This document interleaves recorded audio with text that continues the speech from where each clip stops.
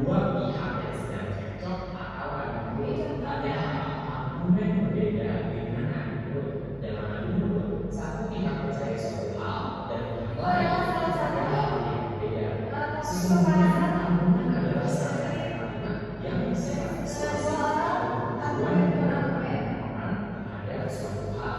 Misalnya, mengubah dari tidak setuju menjadi setuju, dari pilihan A menjadi pilihan B, atau dari tidak yakin menjadi yakin.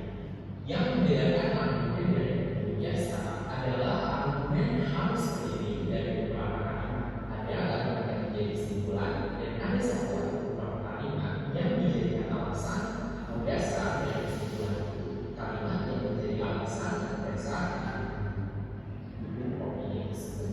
Mari kita lihat contoh kasus berikut.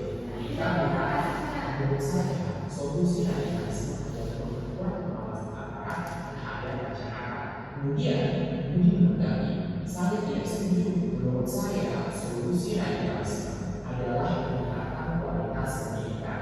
Perbedaan pendapat antara Budi dan Eka tadi adalah adu mulut karena keduanya tidak menyampaikan alasan dibalik opini masing-masing. Akan tetapi, jika Budi menambahkan satu kalimat